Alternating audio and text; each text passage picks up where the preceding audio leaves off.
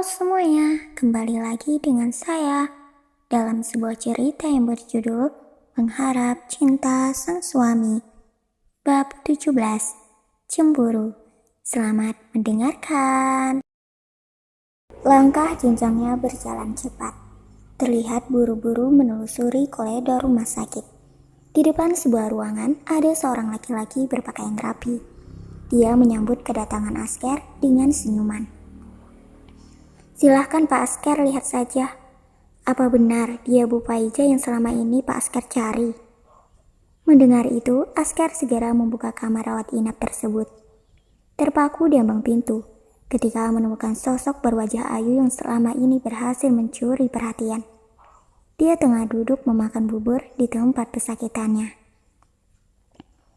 Kamu bisa pergi, perintah Asker pada lelaki tersebut yang segera dipatuhi. Di ujung sana, Faiza terkejut dengan kedatangan Asker secara tiba-tiba. Sahabat yang sudah pergi jauh sejak 5 tahun lalu kembali menampakkan diri ke hadapannya. Faiza tertunduk kala Asker semakin mendekat. Tatapannya masih sama seperti dulu, hangat dan menenangkan.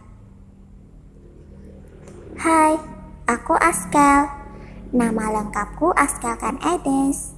Aku keturunan Indonesia Turki. Papaku asli orang Turki dan ibuku dari Indonesia. Kami menetap di Indonesia, tapi aku sering ke Turki untuk menjenguk nenekku di sana. Ucapnya meniru suara anak kecil. Faiza terkekeh mendengar guyonan Asker, mengingatkannya pada awal perkenalan mereka. Saat itu ia masih berusia 5 tahun dan Asker yang cadel berumur 6 tahun. Kamu kemana saja, Faiza? Seketika tawa yang tadi keluar secara bebas terhenti, mendongak menatap Asker yang meminta penjelasan. Bukankah menikah dengan Rafiski adalah impianmu? Lalu kenapa kamu membatalkan pernikahan yang sudah lama kamu dambakan? Terdengar pengecewaan dari setiap kata yang diucapkan. Ia berdeceh. Jangan bilang kalau kamu tidak mencintai Rafiski. Aku tidak percaya. Wajah yang tadi menampakkan sedikit keceriaan, kini kembali murung. Aku juga tidak menginginkan ini terjadi. Tapi mau bagaimana lagi? Semua sudah terjadi. Asker menatap tajam. Jadi kamu masih mencintai Rafiski?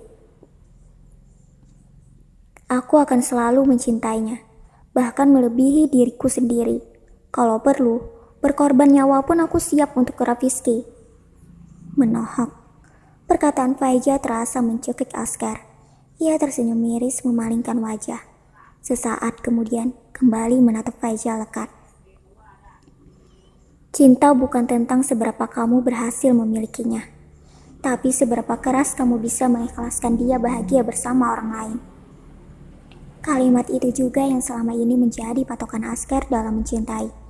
Mengikhlaskan dia yang bukan jodoh memang sulit, tapi mampu membuatnya tegar menerima takdir. Tanpa diketahui keduanya, Asker juga memiliki perasaan cinta kepada Faiza.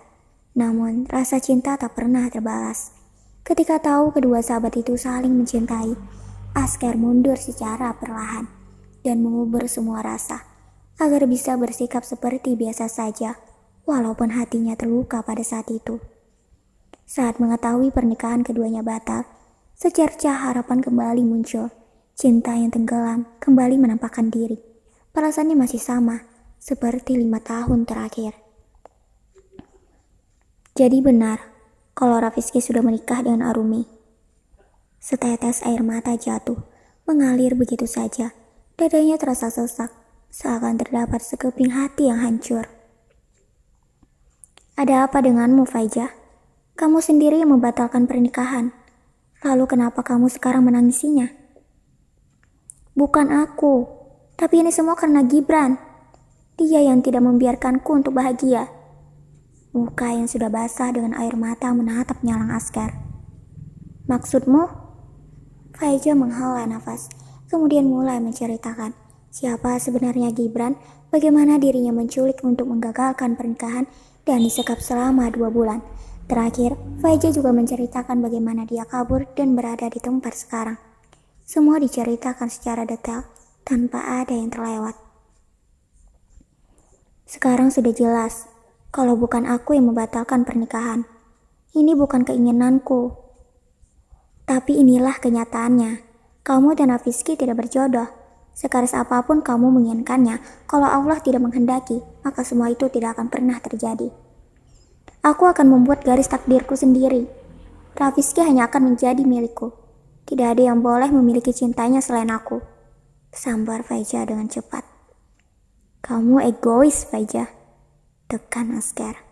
Lalu berbalik dan berjalan keluar dari ruangan tersebut. Matanya memerah, menahan sakit yang bergejolak di dada.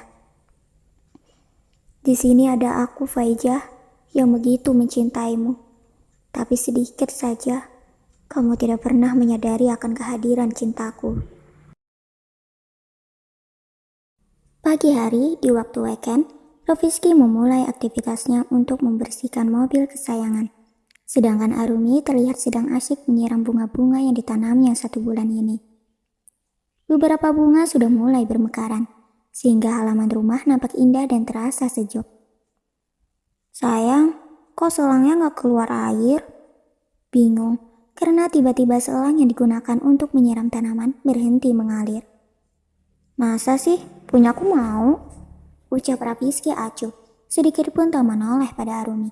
Ia tetap saja sibuk membersihkan mobil yang dicuci dari busa. Tapi benaran sayang, selang punyaku gak mau. Gak ada airnya. Aduh Arumi lagi. Mempat kali, ujar Rafizki berbalik. Arumi pun dengan polosnya melongo ke ujung lubang selang. Takut ada sesuatu di dalam yang mengganjal, seperti yang dibilang Rafizki. Coba, sini aku periksa. Ia berjalan ke arah Arumi. Baru selangkah, selang sudah kembali mengucur deras. Hingga wajah Arumi yang tadi memperhatikan seketika tersambar air yang keluar mendadak. Mas Rafizki, teriak Arumi kesal. Karena sudah tahu letak permasalahan yang terjadi. Tak lain disebabkan karena Rafizki yang menginjak selang miliknya sehingga air tidak keluar. Bukannya minta maaf, Rafizki malah tertawa karena melihat wajah Arumi sampai pada bagian dada basah kuyup. Jelek. Tawa Rafizki terhenti ketika Arumi menyemprotkan air lewat selang ke wajahnya, sampai ke seluruh tubuh. Kini giliran Arumi yang menertawakannya. Jadi main serang-serangan nih? Oke, siapa takut? Balas Rafizki balik menyemprotkan air ke tubuh Arumi. Kedua orang tersebut saling bermain air, menyemprot satu sama lain, diiringi tawa yang merekah. Posisi keduanya telah berpindah alih. Arumi yang berada di dekat mobil terus saja diguyur air oleh Rafizki. Ember yang berisi setengah sabun air untuk mencuci mobil langsung saja diangkat Arumi, kemudian menyiramkannya ke arah Rafizki dengan sekuat tenaga yang punya. Mata Rafizki memejam kala sabun air dirasa menyentuh tubuhnya.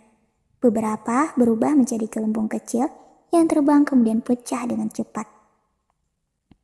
Arumi, geram Rafizki karena sekarang dirinya bau sabun dan terasa lengket di kulit. Arumi tertawa terpingkal-pingkal melihat lucunya wajah Rafizki yang menganga kaget dengan deru nafas terdengar tak beraturan.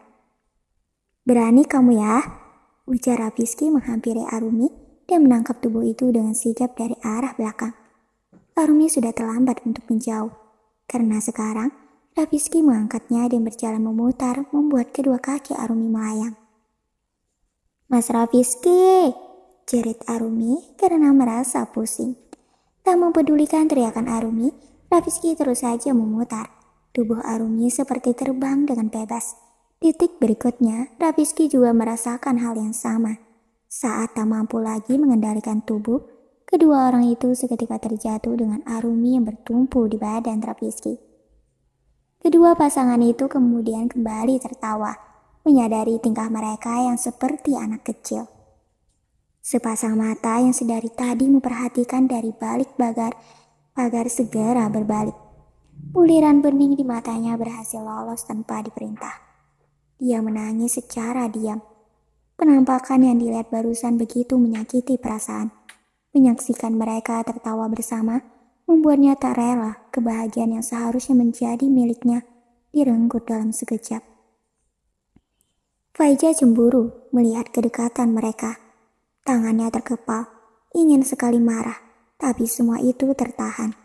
Mengingat statusnya sekarang hanya sebagai seorang sahabat dan Arumi adalah istri sah Rizky. Bos, itu bukannya Faiza, tunjuk seseorang yang berada dalam mobil. Gibran yang menyetir segera memberhentikan dan menatap orang yang dimaksud dari seberang jalan. Ia tersenyum licik, menurunkan kaca yang menutupi jendela dan melihat setiap inci wajah itu dengan jelas.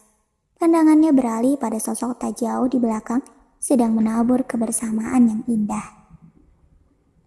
Sepertinya aku punya cara lain untuk membuat perempuan itu lebih menderita, ucap Gibran lalu kembali melajukan mobilnya. Ketiga anak buah yang berada dalam mobil sama dengannya menatap heran. Loh bos, kenapa malah pergi? Faiza ada di sana. Ini kesempatan kita untuk menangkapnya, protes salah satu anak buahnya. Tidak perlu, biarkan saja. Sekarang kita akan membuat Faiza sendiri yang akan melukai dirinya. Cukup memainkan sebuah permainan, sehingga gadis itu akan merasakan bagaimana sakitnya ditinggal dan tak dihargai oleh orang yang tersayang. Sama seperti yang dilakukan ibunya dulu. Ingatan di mana ayahnya meninggalkan dia dan ibu tercinta demi memilih pelakor yang sudah merusak kehidupannya kembali terngiang. Ia mencengkram setir mobil dengan kuat, melampiaskan amarah yang memuncak. Putri Alia harus merasakan sakitnya kebahagiaan yang sempat hadir, kemudian seketika dirampas oleh orang lain. Sakit hati Gibran terhadap Alia harus ditanggung oleh Faiza.